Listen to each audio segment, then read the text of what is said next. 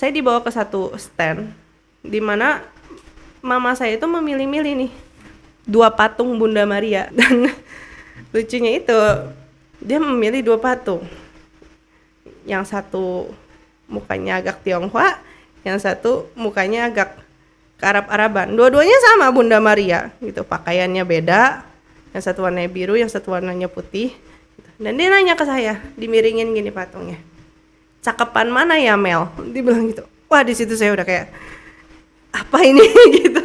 Kenapa ditanya cakepan yang mana gitu kan? Itu saya langsung kayak di otak saya tuh, aduh ini udah nggak bener nih gitu.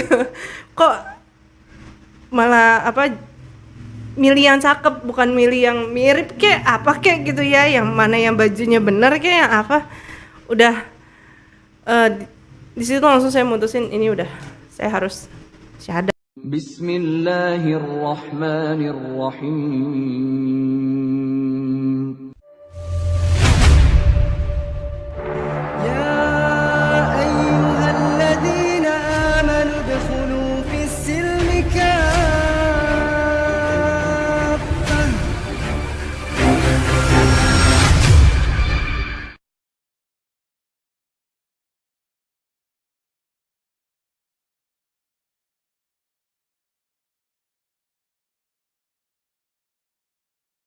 Ini lumayan panjang nih ya.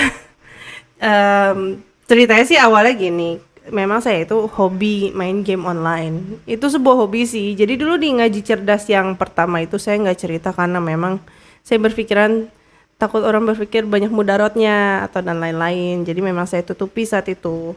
Cuman masuk game online itu dari sekitar SMP itu udah mulai. Saat pertama kali awal-awal Ragnarok online itu booming.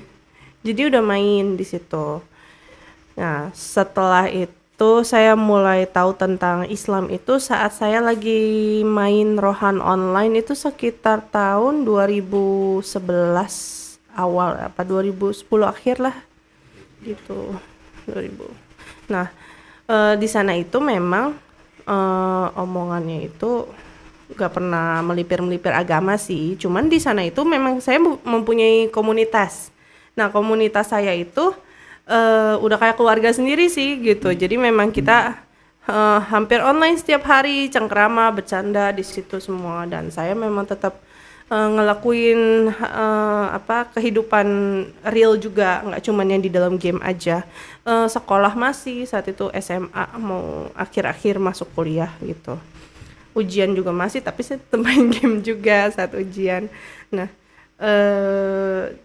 tapi saat itu saya aktif gereja juga, dan itu saya berpikir kenapa nggak coba untuk masukin orang ke Katolik, karena memang mayoritas komunitas saya saat itu yang main game itu adalah orang Islam semua, rata-rata gitu. Saya pikir kenapa nggak coba ajak satu, toh kelihatannya mereka juga yang kayak cuman main game aja, cuman paling kerja pulang main game, kerja pulang main game, seperti itu aja kegiatannya.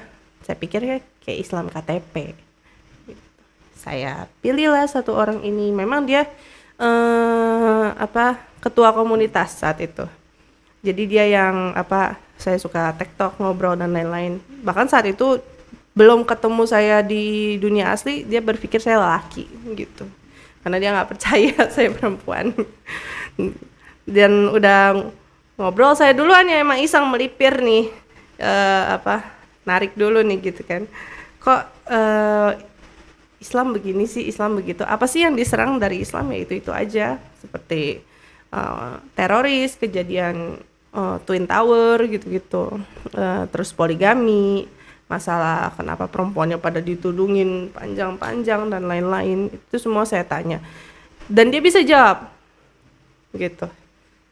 Dan dia juga mungkin bukan tipe orang yang mau kalah ya gitu. Jadi dia tanya ke saya saat itu. Tentang agama saya juga dibalikin. Pertanyaan-pertanyaan dia simple sebenarnya, tapi itu hal-hal yang saya tidak ketahui ada dalam Alkitab. Jadi saya nggak bisa jawab. Saya ini orang yang setiap hari suka ke gereja, apapun itu acara-acaranya lah, urusan-urusannya saya suka aja malam sama temen bareng ke gereja. kumpul komunitas, tapi nggak pernah dibahas hal-hal seperti itu. Jadi saya nggak tahu saat itu. Dan saat dia tanya saya nggak bisa jawab.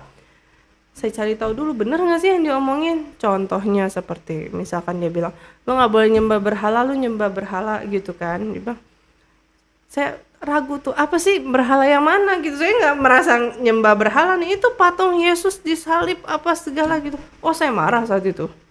Saya merasa dihina kan. Kenapa itu bukan berhala, itu memang patung apa Yesus kita. Yakin nggak mukanya kayak gitu?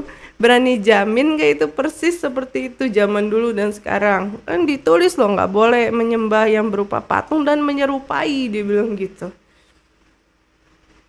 Saya jadi penasaran ya. Dari situ saya ngecek. Dulu itu saya Katolik, jadi kita ada penghormatan kepada Bunda Maria. Dan setiap gereja Katolik itu pasti memiliki patung Bunda Maria, itu pasti ada. Dan dari gereja A dan gereja B, saya ngecek patungnya, beda pakaian, beda muka, gitu. Dan di situ akhirnya saya berpikir gitu, ini kok ada benernya ya, gitu kak. Ini nggak jelas gitu kan. Ini yang satu mukanya beda, yang satu mukanya beda, pakaiannya beda, yang satu gendong bayi, yang satu enggak, yang satu pakai mahkota, yang satu tidak, gitu kan. Yang satu agak-agak syar'i, yang satu cuman kerudungan, rambutnya masih kemana-mana. Itu semua jadi pertimbangan akhirnya. Dan mungkin teman saya itu juga gerah kali ya, ngeladenin saya mulu gitu kan, nanya mulu. Akhirnya dia suruh saya nonton Zakir Naik sama Ahmad Didat. Dari YouTube itu saya jadi belajar terus. Dan ya memang pertanyaan-pertanyaan non muslim yang diajukan itu juga sebenarnya juga pertanyaan saya juga gitu. Dan jawabannya itu ya alhamdulillah masuk logika. Nah dari situ akhirnya belajar lagi. Setelah 2 tahun 3 tahun setelah itu saya memutuskan untuk bersyahadat tuh. Dan saat bersyahadat pun saya minta tolong sama beliau, saya hubungin lagi minta tolong sama beliau, dia nggak mau. Dia bilang katanya udah jangan main-main sama agama, dia bilang gitu kan.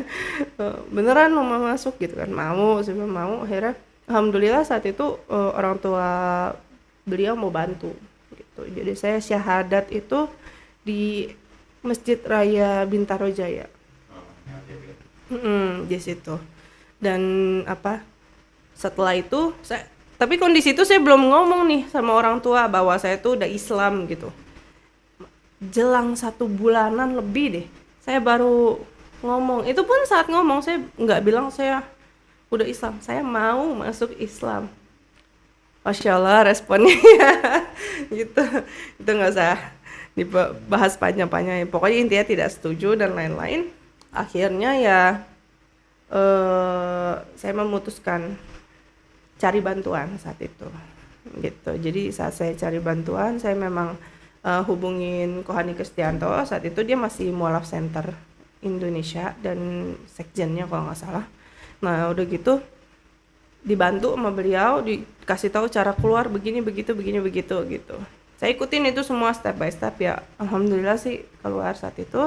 Dan ditanya sama dia selama ketahuan mau masuk Islam itu diapain aja gitu kan ya. Saya cerita gitu kan. Memang pernah dibawa ke gereja lagi, dipaksa rutin gereja tuh udah.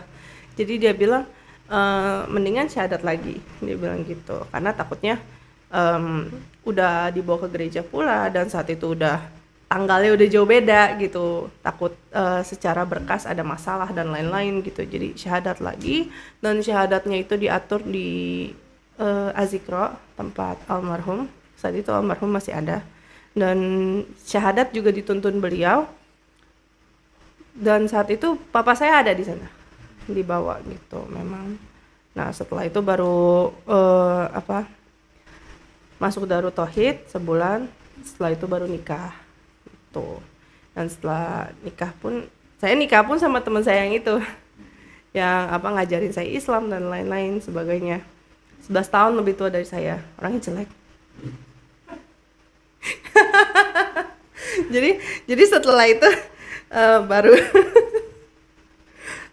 itu baru akhirnya sampai sekarang ini. Dan memang masih tetap kerap hobi kita sama, suami istri, jadi tetap main game. Kita mulai dari hal-hal yang memang sebutannya itu banyak mudaratnya gitu. Memang di game itu nggak kita pungkiri banyak hal-hal yang di luar dari syariat Islam gitu. Contoh misalkan ada yang sebutannya dengan gacha gitu, atau misalkan seperti apa namanya, seperti judi gitu, dia muter-muter slot dan lain-lain, ada memang. Tapi memang saya itu berusaha sama suami, kalau main game hal-hal yang seperti itu ya kita nggak ikutin gitu. Main gamenya aja, di dalam game tersebut ada tersedia gitu, tapi kita nggak lakukan. Itu kan pilihan sendiri ya, jadinya tetap bisa kok main game itu tanpa melakukan apa yang disebut gacha atau apa yang apa muter-muter judi-judi itu. Dapat item memang dalam game tersebut, tapi ya kita nggak ikutin gitu. Itu kan pilihan sendiri gitu. Tapi urgensinya untuk dakwah di dunia game tuh sejauh mana maksudnya? Surgeon itu sih sebenarnya, karena menurut saya saat ini game itu masa depan. Udah terlalu banyak udah terlalu banyak anak muda zaman sekarang yang memang suka main game dan mereka itu memilih menonton e-sport gitu. E-sport itu udah memang kayak klub bola gitu. Dan mereka ada klub-klubnya sendiri, setiap game ada klub-klubnya juga gitu. Dan itu menarik perhatian anak muda sekarang. Dan yang saya sesali adalah saat anak-anak muda ini maupun agamanya Islam atau apapun, saat mereka nonton live acara tersebut disawer oleh judi online, situs judi online, www.clubjudi.com atau apapun itu namanya. Mereka mensawer di situ 20 juta, 10 juta terhadap live streamer gamer tersebut. Dan mereka tulis di tagline-nya itu pasti gacor, www.clubjudi.com apa segala macam. Dan itu jutaan anak muda zaman sekarang mereka nonton itu. Dan kenapa itu jadi salah satu prihatinnya saya adalah karena banyak sekali yang komplain zaman sekarang orang-orang itu kejerumus sama judi online. Ya salah satunya ini cara marketingnya mereka. Mereka tahu apa yang digemari, yang disukai oleh kalangan masyarakat, mereka masuk lewat situ gitu. Kedua, gereja sudah mulai masuk ke sana gitu. Mereka sudah mulai tahu bahwa anak muda nih sukanya ini sekarang. Jadi apa yang kita lakukan biar anak muda tuh tetap dalam jalur mereka yang sudah agama mereka dan menarik yang luar juga. Kita bikin pertandingan gitu, itu kan bebas platformnya. Kita bikin pertandingan, misalkan game MOBA 5vs5 ataupun game first person shooting atau apapun itu, hadiahnya 5 juta, satu tim 5 orang, satu orang dapat 1 juta, main game dapat 1 juta seharian aja, itu udah alhamdulillah banget untuk zaman sekarang gitu. Kalau menang dapat 1 juta, adminnya gratis. Ada juga yang perlombaan yang di luar gereja itu pasti ada biaya adminnya, tapi ini gereja kasih gratis adminnya, semua orang bisa masuk, nggak ada batasan agama, paling batasan umur aja, di bawah 15 tahun nggak boleh gitu. Mereka udah mulai melipir ke sana. Kita kapan? Kita masih ngeributin ini banyak mudaratnya gitu. Sedangkan nggak bisa dipungkirin kalau menurut saya itu udah masa depannya. Sekarang tuh anak-anak muda begitu, kita mau narik mereka ke jalan yang benar ya menurut saya urgent banget untuk dakwah lewat situ gitu. Bentuk dakwah seperti apa yang masuk ke dunia game? Kan bisa jadi ada orang yang bisa main game tapi nggak jago gitu kan. Maksudnya mendakwainya tuh bentuknya seperti apa gitu. Kalau situs judi online kan dengan komen dia, dengan dia. Nah kalau kita mau berdakwah itu seperti apa gitu? Anak muda kan suka kebersamaan ya Mas ya.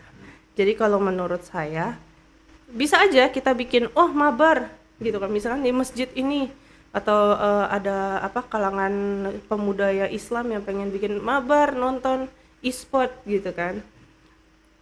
Tapi tetap sholat gitu. Jamnya sholat ya jamnya sholat, setelah sholat mabar lagi, abis mabar nanti makan bareng gitu kan, abis makan bareng dengerin kajiannya pun yang memang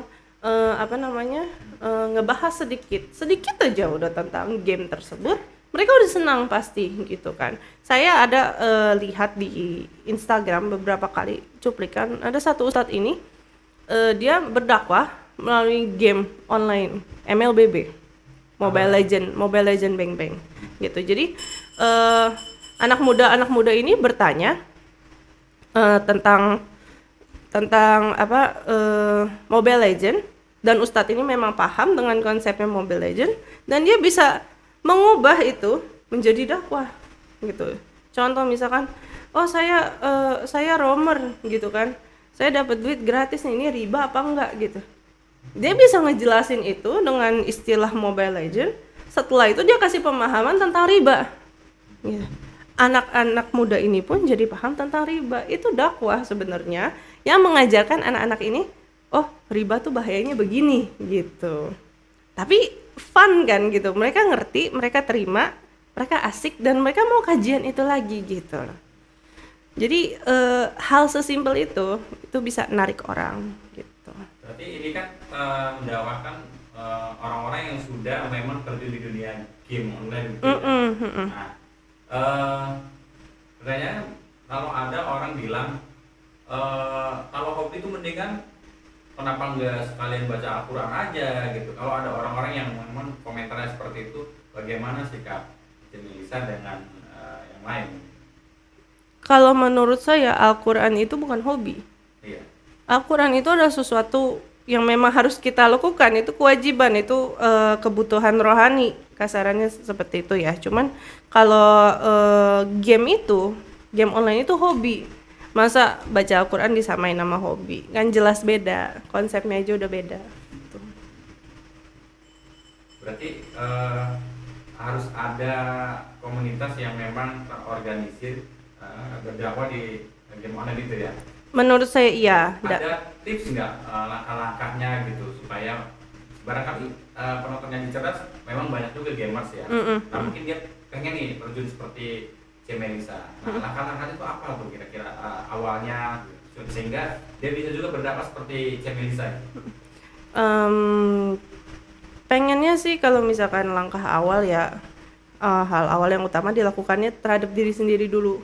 Mantepin bahwa kalau yang ada yang istilahnya gacha di dalam Mobile Legend atau apapun itu gamenya, di stop dulu nih dari diri kita sendiri nih gitu kan. Dari situ baru kita bisa narik orang-orang. Misalkan kita bilang ada yang bilang kata jangan main game, itu banyak mudaratnya gitu kan atau apa. Kata banyak mudaratnya itu bukan berarti tidak ada baiknya sama sekali gitu. Baiknya pun ada, hal positifnya pun ada. Kalau kita menciptakan, meng-create komunitas yang bisa memang merangkup anak-anak game ini menjadi tetap dekat dengan agama kita, itu lebih bagus. Langkah awalnya pun sebenarnya sampai saat ini pun saya masih memikirkan sih Mas gitu. Karena kalau untuk saya langkah awal saya ini dari Cici Melon ini, YouTube saya, dan saya keluar dan mengakui bahwa saya ini adalah seorang gamer gitu. Karena menurut saya kalau enggak dari sekarang saya maju begini, saya takutnya ke depannya udah makin parah gitu. Anak-anak muda ini malah makin ikutnya ke jalur yang salah gitu. Kita harus mulai masuk ke sini gitu.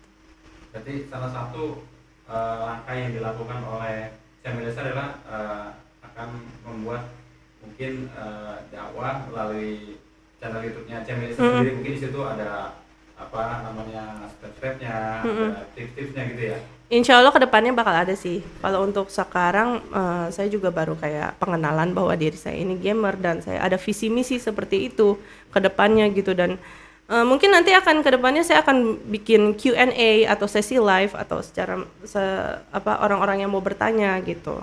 Boleh nanti. Insya Allah kedepannya doain aja. Kembali ke pertanyaan yang tadi kelewat ya. Maksudnya kan tadi di awal cerita ketika Melisa itu belum masuk Islam, masih dalam perdebatan, perdiskusian dalam sesama gamers itu. Akhirnya Melisa itu ada mengikuti gitu. Iya. Kan tadi ada niatan bahwa kenapa ini enggak saya lokotkan, Lokatan gitu ya. murtadkan. Jadinya niatnya mau memurtadkan lewat main game, akhirnya Teh Melisa ikut login ya. Nah itu atas dasar apa namanya inisiatif sendiri atau ada doktrin dari gereja atau ada apa gitu? Maksudnya apa dari diri sendiri atau gimana? Sebenarnya dari diri sendiri ya Mas ya. Kalau doktrin dari gereja untuk masuk Islam sih, saya rasa gak ada gitu. Cuman saya yang jadi banyak belajar dan banyak melihat ada kejanggalan gitu dalam agama yang dulu gitu. Jadi itu berarti pribadi sih jatuhnya, dari saya sendiri yang memang pengen ke masuk Islam, login jadinya.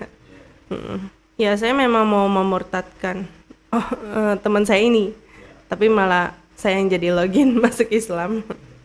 Nah itu di momen mana ketika sudah ternyata masuk Islam, di momen apa nih kira-kira yang ternyata Islam tuh agama yang betul? Ceritanya tuh saya diajak sama mama saya saat itu untuk ziarah ke Gua Maria di Klaten apa Semarang gitu, saya lupa.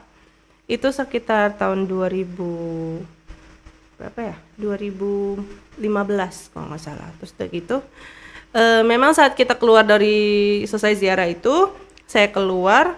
Nah, di depan gua tersebut tuh banyak orang yang jualan perintilan-perintilan agama Katolik gitu ya, memang rosario lah, doa-doa gitu kan, patung-patung salib ataupun patung Bunda Maria saat itu. Dan lucunya saat itu yang saya lihat adalah yang berjualan memakai jilbab gitu. Patung. Itu saya agak shock sih sebenarnya, agak-agak Patung apa aja?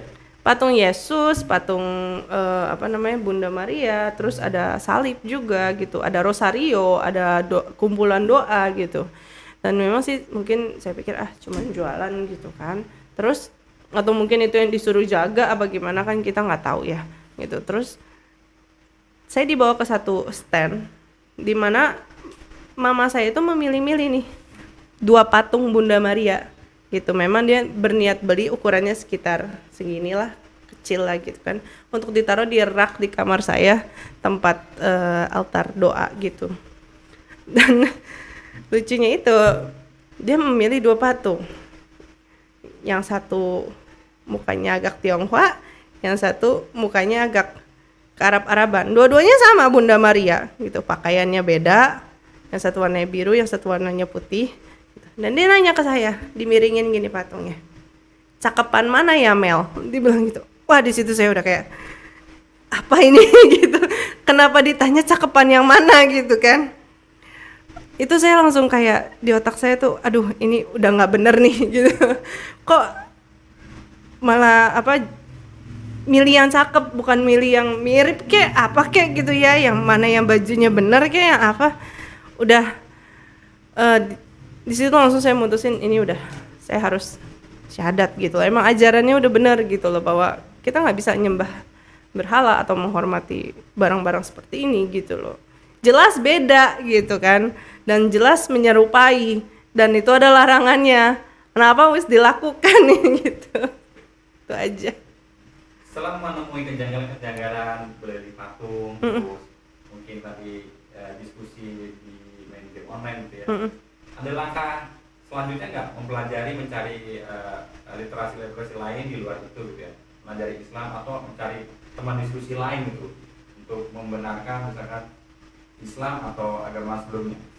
Teman diskusi lainnya Islam enggak, tapi saya nanya ke pastor saya sendiri tentang pertanyaan-pertanyaan yang memang pas itu teman saya kasih ke saya, misalkan tentang Trinitas dan tentang masalah memakai kerudung jawabannya memang tidak memuaskan saya gitu. Seperti misalkan soal kerudung, dia bilang itu sudah perbedaan zaman gitu.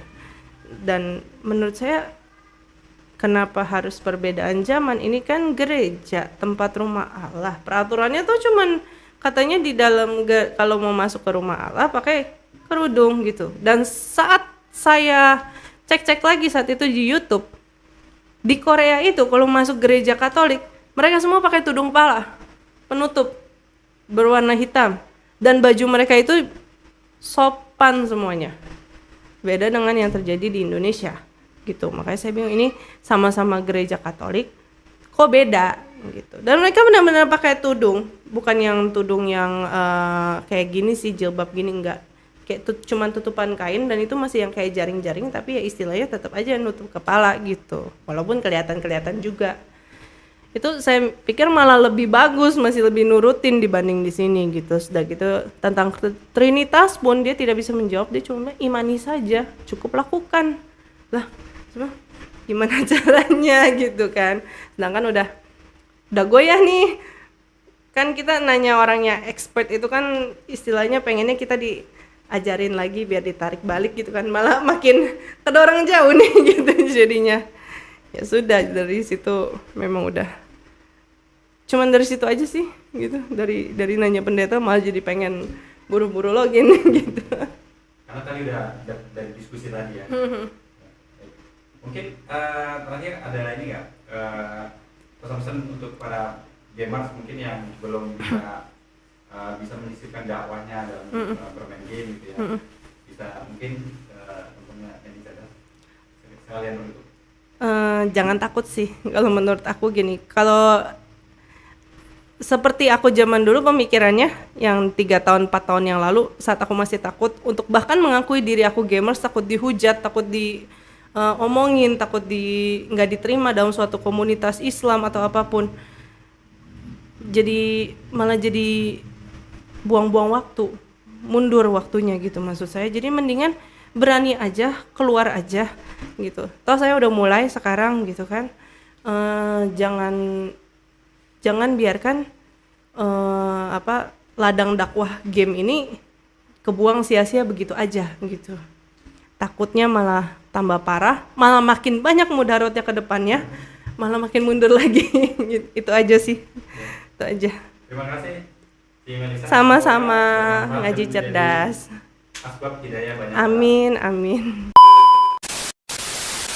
Nah, teman-teman, di sini ada produk bagus nih. Namanya Sultan Parfum. Parfum para perindu surga.